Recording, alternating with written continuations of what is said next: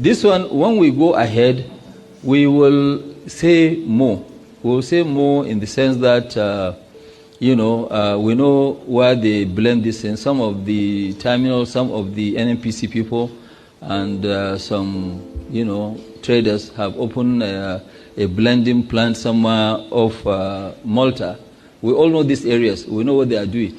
It's not that we don't know. And really, like what I said, I've been fighting all my life. Somebody now said, okay, Mr. Dangote, I heard that, some people came to your hotel to ask of your name and you don't know who they are. You say, yes, they did.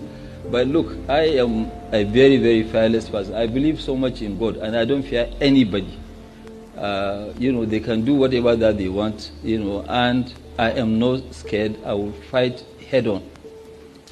It's not a question of this, so they can do whatever that they like. Another complaint that I had, which I think the Right Honorable Deputy Speaker also raised with me, say, okay, why did we drop the price of diesel when we started? We drop it from, is it the bad quality we are producing or what? I said that no.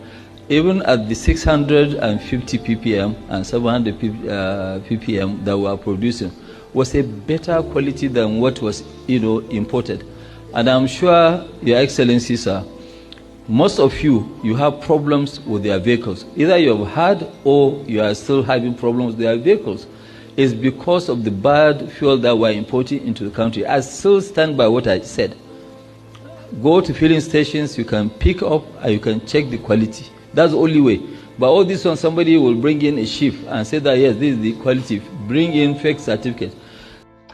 Okay, so Aliko Dangote there. Not surprising. Not surprising. Of course, if you are surprised, then you surprise me. Right? We all knew. And that's the problem. That's why some of us said, yes, Aliko may not be the best guys. Aliko may not be our friend. Aliko may not be a friend of the masses. But in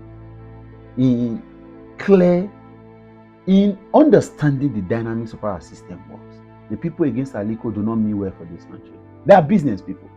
And so now when you bring this conversation and use it to defend Bola Ahmed Tinubu in the name of cabal, it puts you at a very kindergarten understanding level. Now you expose yourself. There's a cabal. But like I've already said, the cabal may be faceless to us, or it's not faceless, or are not faceless. Or okay, cabal is not. The cabal is not faceless to the government. In fact, if you have a chance to have studied, some of us, right, had the privilege of studying, but if you didn't, and then you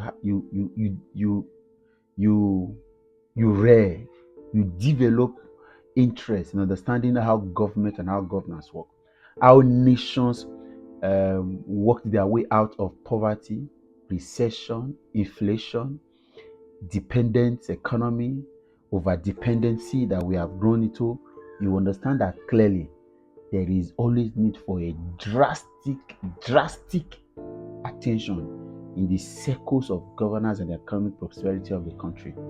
And so you purge yourself out of the political alignment you have built because I had no, Bola Ahmed Tinubu sacked several persons, but of course it's meant therefore. He sacked several persons upon resumption.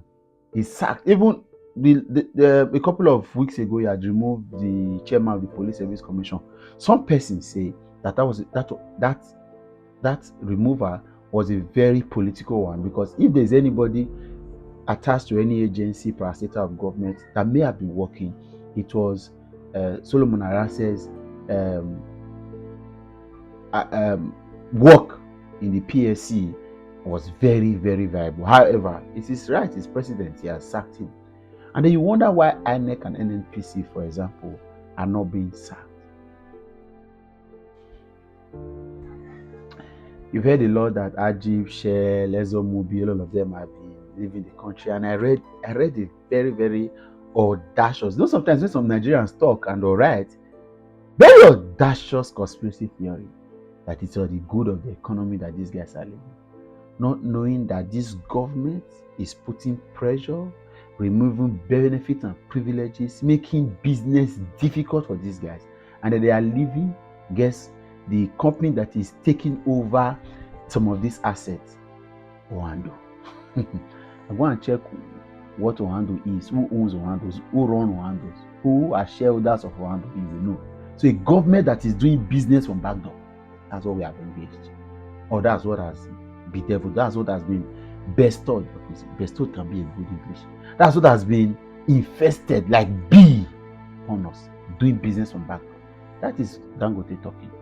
Like the same NNPC guys that are supposed to be looking out for, because they have not been a limited liability company as NNPCL, so to speak, supposed to be after the business of our midstream, downstream sector, for example, right, and other regulatory bodies, or even up to the upstream, right?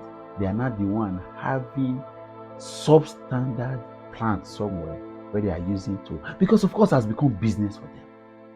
And so when you have the same people, there's a parable in Benin that says Ojino Rama Ogara Gwale Liloma Gwale Mino Wi. Listen, Ojino Rama Ona Liloma Gwale Mino Wi. When the thief that stole from you joins you to be looking for what has been stolen, you will never see it. That's where we are as a country. You will never see it. And this tells it. If we really want to have a prosperous country, we need to be drastic. We need to be revolutionary.